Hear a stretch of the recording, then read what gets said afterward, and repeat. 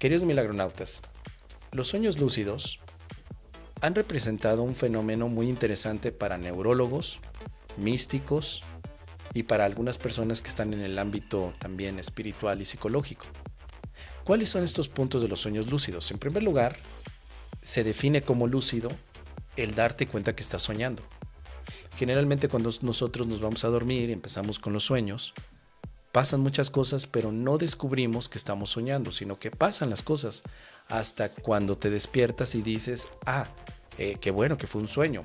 Puede ser una pesadilla o puede ser quizá algo muy agradable, pero mientras está el sueño no eres lúcido de él. A lo mejor puede haber un pequeño vislumbre, pero generalmente el sueño sigue avanzando, tú no tienes control sobre lo que está pasando allí y parece que todas las cosas, el escenario cambia sin que tú lo puedas controlar. Entonces los sueños lúcidos son un efecto que se tiene cuando entrenas a tu mente para decirle que aprenda a darse cuenta de que está soñando. Es un área que han investigado algunos científicos, pero también algunos otros psicólogos. Hay comunidades de soñantes, se les llama onironautas, palabra que significa sueño y explorador, ¿no? Explorador de los sueños es el onironauta. Hay muchos entrenamientos para lograrlo. Se puede hacer que tu mente se dé cuenta cuando está soñando por la noche. Bueno, yo aprendí las técnicas directamente de los libros de Carlos Castaneda. Usé los libros y luego en la época en que yo andaba inquieto, muy inquieto a nivel de técnicas, de manejo de energía, de control mental, tuve un maestro que me enseñaba el Tai Chi Chuan. Me parece que fue en la época del año 2000 y en esa época él me enseñaba a utilizar Tai Chi para control energético que podría utilizar en mis sueños lúcidos.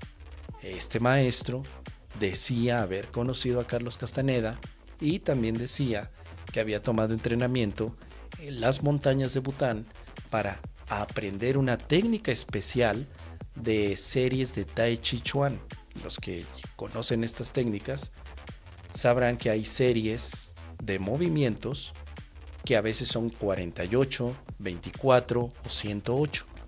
Bueno, el maestro que tuve en esa época me enseñó 64 movimientos que según él había relacionado con los escritos de Carlos Castaneda porque Carlos Castaneda le enseñó y también con los maestros shaolines del Monte Bután. Según todo eso fue lo que él me dijo. Y a mí, junto con otros compañeros que nos interesaban los sueños lúcidos, nos empezó a enseñar la serie para soñar lúcidamente.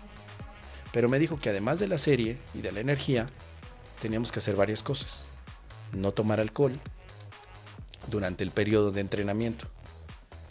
Empezar a llevar un registro de los sueños que tuviéramos. Es decir, que por la noche pusiéramos una alarma cada 120 minutos para despertarnos, tener una libreta y anotar lo que en ese momento recordáramos de los sueños. Todo eso lo teníamos que llevar por, me parece que 6 meses, hasta que lográramos recordar perfectamente los sueños que tuvimos por la noche. Él decía que más o menos en unas 8 horas de sueño podremos tener hasta 6 sueños que se pueden convertir en lúcidos. Entonces, lo primero que teníamos que hacer era aprender a recordar los sueños no lúcidos. Primero. Y lo logré. Lo logré en esos primeros 6 meses. Podría recordar, ya sin escribir ni levantarme cada 2 horas, yo podía recordar todo lo que soñé en la noche. Con todo detalle, podría volver a evocar y escribirlo. Entonces hice mi diario de sueños. La segunda parte del entrenamiento fue ahora ya despertarme dentro del sueño o tener lucidez en el sueño. Para eso necesitaba un tótem. El tótem es un concepto que significa algo que en el mundo de los sueños pasa y en el mundo de la realidad, tal como la vemos, no pasa. Por ejemplo, algunos tenían como tótem tan pronto se empiezan a dar cuenta que están soñando, buscar encender un apagador de luz. En el mundo real, bueno, en el mundo que ves, puedes encender y apagar la luz, pero en el mundo de los sueños, todos los onironautas dicen que es imposible hacer eso. Y yo lo corroboré, no se puede hacer eso. Cuando te das cuenta que estás soñando, intentas apagar y encender en una habitación la luz y la luz siempre está. No se puede hacer, ese es un tótem. El otro tótem puede ser dar un brinco. En esta realidad, en esta experiencia, das un salto y la gravedad siempre te baja. En el mundo de los sueños, das un salto y te quedas como flotando un rato y luego ya caes y a veces hasta rebotas. Entonces ese es otro tótem, es otro como anclaje, porque tienes que aprender con ese tipo de entrenamiento en qué momento estás soñando y cuándo no. Pero el mío era la nariz. Mi tótem personal era tapar la nariz y respirar. Entonces, en esta realidad que vemos, si yo me tapo la nariz no puedo respirar, pero en el mundo de los sueños sí puedo. Si te tapas la nariz tú vas a respirar, o el cuerpo que ves en el mundo de los sueños no afecta en nada a tu propia fisiología.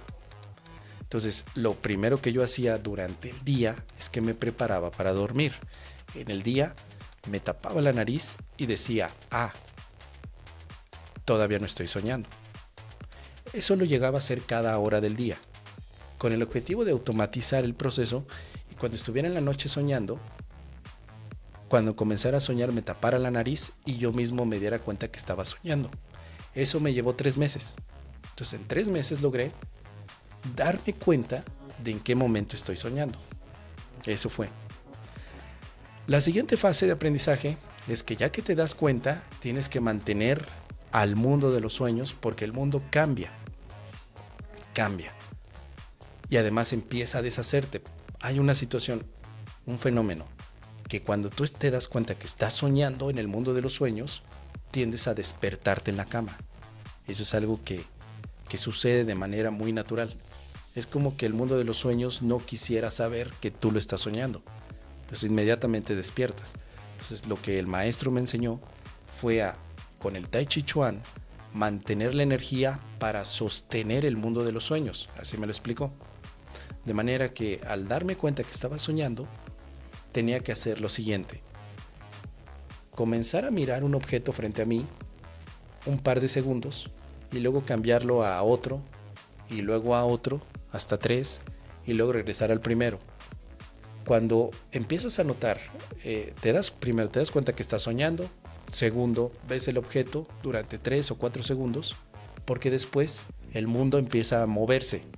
Entonces es el momento en el que ya te vas a despertar. Lo que haces es cambiar tu atención a otro objeto hasta que empieza a moverse, y luego a otro objeto hasta que empieza a moverse, y luego regresas al primero y se empieza a mover menos. Eso es lo que él me decía que hiciera para mantener la estructura del sueño sin que se derrumbe. Eso me llevó también otros 3 meses. Logré estabilizar el sueño sin despertarme. Pero te digo, en toda esa época no tomaba alcohol, hacía mucho ejercicio, tenía mucho contacto con la parte energética y así. La siguiente lección, lo siguiente fue que ya que había sostenido el mundo de los sueños, ya que estaba allí, lo que me decía que hiciera es que empezara a practicar el vuelo. El vuelo realmente es sencillo, pero se complica cuando lo comparas con la gravedad de este mundo. En este mundo estamos acostumbrados a caminar, no a deslizarte. Y en el mundo de los sueños es al revés. La gravedad no te afecta, sino que ahí te deslizas, como si estuvieras nadando, pero sin tener que aletear. Bueno, sin tener que manosear. Simplemente es como que decides estar en un punto y sientes que te deslizas. Entonces lo primero que a mí me costó el trabajo fue que cuando ya estaba probando el vuelo, sentía como que me daba yo vueltas y me empezaba a desesperar y despertaba. Entonces lo primero era calmarme y poco a poco fijarme en un punto e imaginar que quiero llegar allí y dirigirme. No podía hacerlo como yo quería, así que alguien me dijo, pues utiliza la técnica de Superman. ¿Y esa cuál es? Pon tus manos enfrente y va a ser más fácil que te puedas dirigir. Entonces yo aprendí a volar como Superman. Otros amigos que estaban haciendo eso no necesitaban eso. Simplemente iban incluso hasta como, ellos me decían como de pie. Pero yo nunca lo pude hacer de pie, como que me daba miedo y sentía que me caía. Para mí era más sencillo estar en la posición de Superman. Eso lo logré. También me llevó, no lo sé, 1 o 2 meses. Y así estuve aprendiendo muchas lecciones, un montón de lecciones. Pero todas porque me interesaba el tema muchísimo, demasiado. Era como que muy adicto al tema del sueño. Era mórbido incluso mi deseo de aprender qué es el soñar. Leí mucho sobre los sueños, empezando por Freud y el psicoanálisis, hasta toda la parte del significado de los sueños. Estoy hablando del año 2003. Hoy ya no me interesa. Conocí el curso de milagros y perdí todo el deseo del estudio de los sueños. Pero en el año 2003 me interesaba mucho. Y ya para ir concluyendo, las experiencias que tuve ya como soñador profesional, podría decirlo así, que ya llevaba 1 año y medio de práctica de sueño, fue que logré conocer a otros viajantes de sueño, hablar con ellos y ver a maestros que me explicaron cosas de las estrellas, cosas del universo, cosas de otras realidades, cosas que hoy recuerdo bien y que no les voy a contar en esta vez. Pero si ustedes quieren, el próximo viernes les sigo contando cuáles son las cosas que me enseñaron estos maestros. Vi a muchos de ellos. Conocí la cúpula, que es el lugar de encuentro de maestros y estudiantes del sueño. Conocí a un ente soñador que se conoce como el pelirrojo o la pelirroja. Conocí varias cosas. Como les digo, hoy eso ya no me interesa, no me llama la atención. Pero después de esas experiencias y cuando empiezo con un curso de milagros, todavía trataba de integrar lo aprendido con el curso de milagros y también tuve experiencias de sueños lúcidos con Jesús, que también me dio un enfoque del perdón. Hasta que llegó un punto en que dije, ya no quiero revolver las cosas. Quiero dedicarme únicamente a la experiencia de un curso de milagros tal como la pone. Y ahí fue donde me quedé atrapado con el curso de milagros. Bueno, no atrapado, pero sí interesado. Y me di cuenta que el perdón del curso lo puedo llevar, aunque no esté dormido, con el concepto tradicional, sino que ahora puedo perdonar. Pero cuando yo lo mezclaba con el curso, solamente perdonaba cuando iba a mi estado de sueño lúcido. Ya les contaré en otro episodio más detalle de esto. Si a ustedes les interesan las experiencias, si les gusta este tipo de contenido, pues díganmelo. Yo tengo no solamente el tema de sueños lúcidos, he tenido muchas experiencias que muchos llaman paranormales, que para mí hoy en día podría decir que pueden ser imaginaciones de mi mente. Yo no las puedo validar. Yo no puedo validar que existan los sueños lúcidos. Puedo decir que tuve una experiencia o que viví un fenómeno llamado sueños lúcidos, pero yo no puedo decir que existan, ni tampoco los viajes astrales. Aún así, soy bastante escéptico en este tipo de cosas. Como ya ustedes lo saben, soy escéptico. Apelo más al ámbito científico, pero tengo estas experiencias que no pueden validar tampoco la existencia o las causas de un fenómeno. No. Incluso hoy, después de tantos años, veo en retrospectiva y sigo pensando, ¿eso me lo imaginé o realmente sucedió? No puedo responder esa pregunta. Pero si a ustedes les gustan estas historias, las puedo contar. Algunas personas han seguido esas técnicas y también han vivido eso.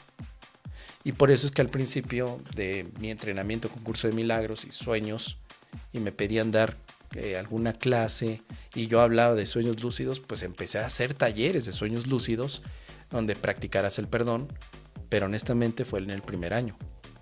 En el segundo año de estudio dejé de dar talleres mezclados porque quería más bien irme a la esencia del curso, explotar al máximo todo lo que decía el curso de milagros y utilizar únicamente los elementos del curso.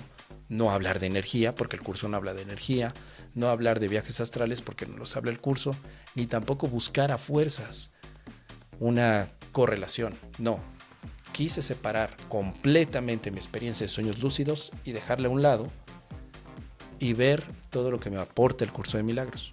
Entonces, hoy en día sé exactamente que no son lo mismo. No pueden ser lo mismo, ni tampoco ya me interesa mezclarlos. Pero como surgió aquí la pregunta de uno de los milagronautas, y como tengo esa experiencia, pues por eso quise hoy en Viernes Íntimo hablar de esto. Lobsang Rampa, sí, también lo leí. Lo leí, mucho de lo que se escribe allí está muy acorde a lo que yo experimenté.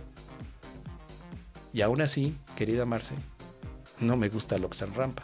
Bueno, pero es otra historia. Así que, si les ha gustado esto, quieren que tenga la parte 2 de este testimonio, pues me dicen para la próxima semana. La próxima semana, el próximo Viernes Íntimo, podemos tocar el tema. No lunes, ni martes, ni jueves, porque son días dedicados al curso de milagros. Viernes sí, porque es más abierto y les puedo contar incluso un montón de experiencias místicas y espirituales si ustedes quieren. Déjenmelo aquí en los comentarios.